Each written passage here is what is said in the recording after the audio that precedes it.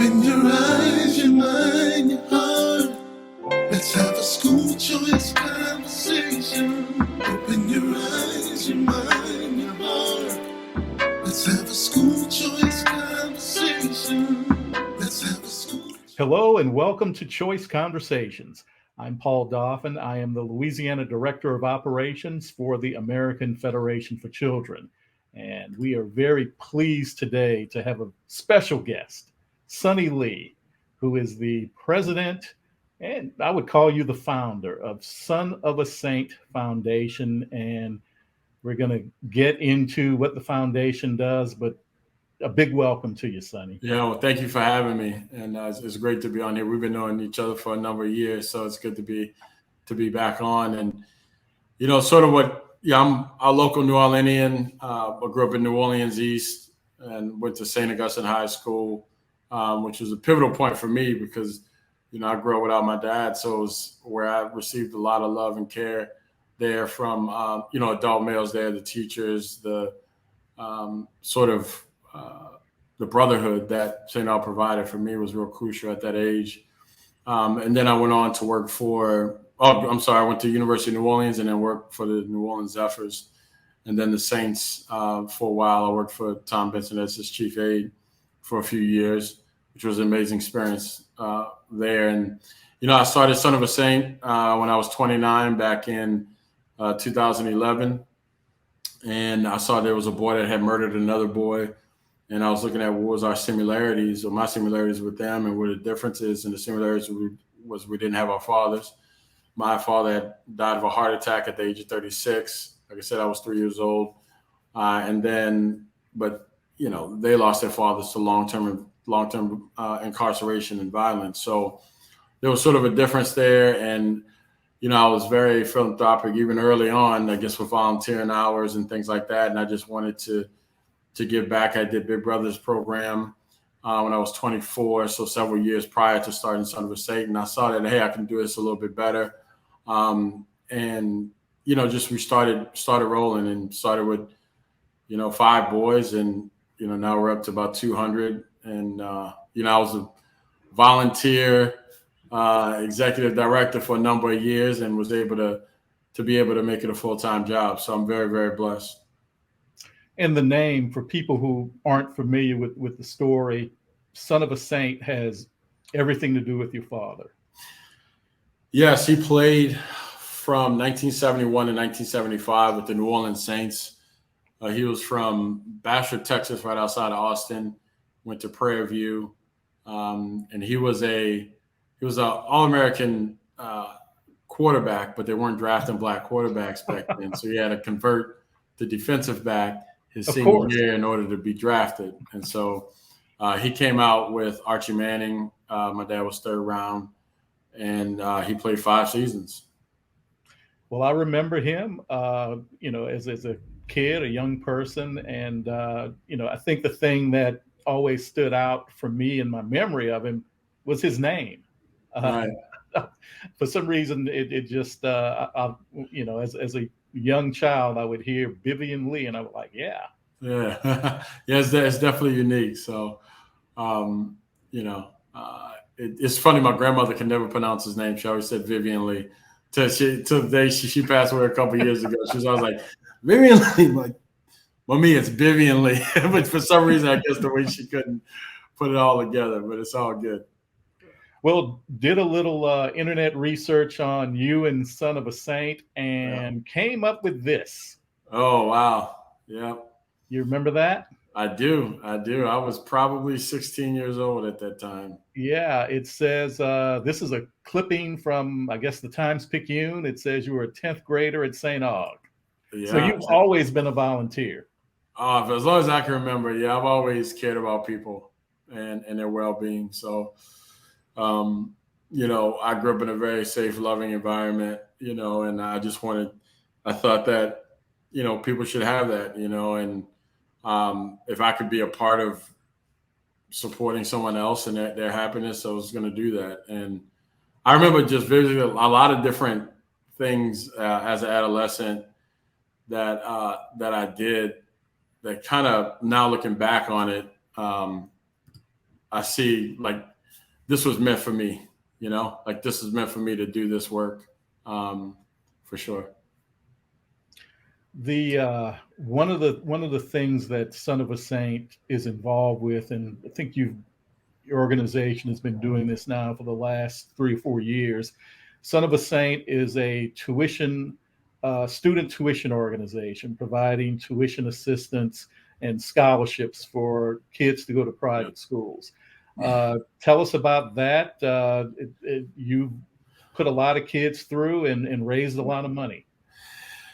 Yeah, so a lot of people know us for our mentorship, and I can dig into that a little bit more, but we have so many different elements of our program, with education being one of them. And, like I said, I was fortunate to go to St. Aug, and we're about kids going to a school that fits them best and that they want to go to and that supports their future. And knowing that, especially being in New Orleans, that some of these schools are tuition based. And so how do we help support them?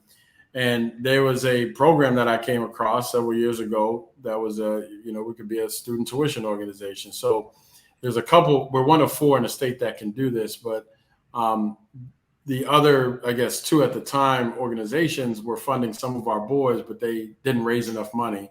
So therefore our boys weren't a part of it. So I reached out to the the Department of Education, and I was like, how do we get this designation as well? And it was, it took a while to get it, but we wound up getting it. And, we're able to essentially take a individual or business's state tax liability, right? Because we all have it as state tax liability, and apply that to a boy's tuition for school.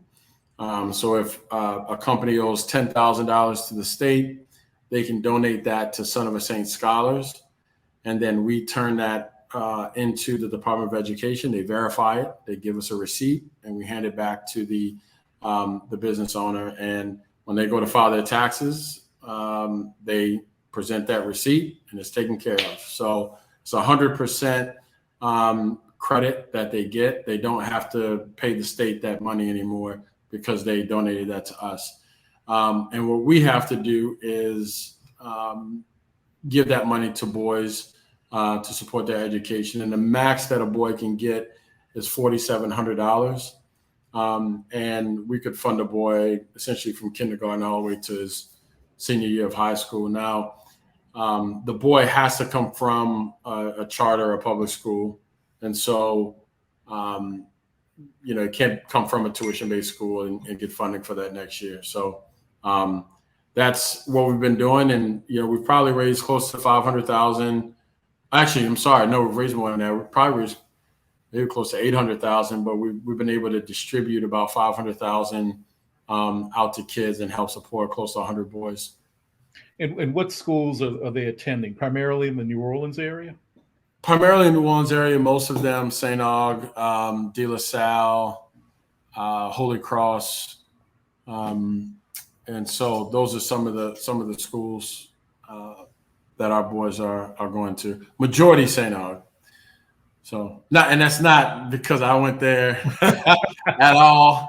It's just because that's where the boys are saying they want to go to, and they're applying, because we actually have to partner with the school in order for the school to accept the funding.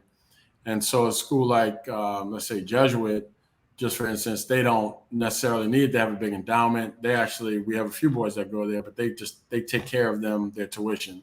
So we don't even have to use that funding. And then obviously with the history of St. Aug, and especially, the boys that we have in our program, it's a good fit for them. And speaking of fit, the whole mentorship program fits perfectly into that mentorship mission. It does, yeah. I mean, we're all about guiding boys and steering them in the right direction. So we're on the preventative side of things. So boys join around age 10 and they're with us until they're 21. And so we need school, right, to be a big part of their lives, and that mentorship that they can get from their teachers, their coaches, and just their instructors in general, their peers. And so creating that environment for them really helps them. It helps us do our work even better, more effectively. Now, your work is really going to be boosted by, you've got a new headquarters on the way. You guys had a groundbreaking this year, right? Yes. It's about 16,000 square feet. It's a block away from, or block behind Crest City Steakhouse off of Broad. It's on St. Philip and North White. And as you can see, Ochsner Health gave us a big donation. It's the Ochsner Health Bivian Lee Jr. Center. It's named after my father. I'm the third, so if people think it's named after me, it's not. It's after my father. Ochsner actually wanted to do that as a gift, and so it's a place where we have all of our programming. We have a culinary area, we have a STEM area, we have a library, we have a basketball court, we have conference rooms, we have mental health counseling rooms and sessions, we have a music studio, we have a movie room. There's ton of open space, and the boys' case managers will be there, and our education coordinators. So it's a good place for our mentors and our boys to even come on the weekend and play pool or go work out in our gym or play board games or do tutoring. So it's a great area. We're really excited about it. We started on this project right when the pandemic hit. Actually, we bought the building in March, I guess, of 2019. And so I thought we were going to slap some paint on it and it was going to be it. It's a 100-year-old ice house. It has a great vibe in it. We were actually renting out of that place for a while, for a couple of years. But then once the architects got in, the architects Traplin Pier, they donated all their time and expertise to it. They got into it. Then it became a different building altogether. So, we should be in a substantial completion at June of 2022. Well, great. And the neat thing about that is you're right in the middle of a great community. You're not too far away from St. Aug. You're high school stomping ground. So it's great. When we think about schools and especially young boys who, that you're mentoring, with the experience that you've had mentoring, what advice would you give school leaders who are basically dealing with that same audience and maybe looking in some, I talk to some educators and sometimes they're at a loss as to what to do. Yeah, it's definitely a tough space because you're there to teach, and there's all these other elements there that sort of, inform those things and sort of can be challenging when you're just trying to sort of teach the boys and teach the kids, things at home that they're dealing with. I would definitely say, our organization, we have sort of a limited capacity right now, but there are organizations and people out there that I think would be willing to give up their time. And it might be even creating a group within that school that can sort of help support some of those kids that may be having more challenges. I don't know if you saw recently, they had Dads on Duty. I don't know. Yeah. And I thought that was a very simple but creative way of sort of maybe deterring some challenges that some kids have within the school, because you have the folks that are distracting the kids that want to learn, and it can be very hard because sometimes we're dealing with kids who they're put in these situations, they dealt these hands, and so it's hard for them to navigate, and really mental health is really, really important. I saw a counselor from when I was 6 years old, all the way up until adulthood. And so I just really encourage schools to make sure that that the mental health of their kids is primary, but also the teachers and people who are around them and supporting them too. We give so much, but we ourselves have to be taken care of as well. We've got to make sure we've got the energy and a clear mind to be able to serve our kids. And so really focusing on the teachers as well is very important. Have things gotten tougher since the pandemic, as far as for youth? Have you seen a big change, or sometimes we overstate everything is worse because of the pandemic? I don't know. I mean, I think for kids, the biggest thing is they're missing out on their experiences that they look forward to um, at, in high school, right? Like their senior prime, or some of those connections and building those relationships with those kids in the classroom, in high school, even younger. I mean, I think those are that.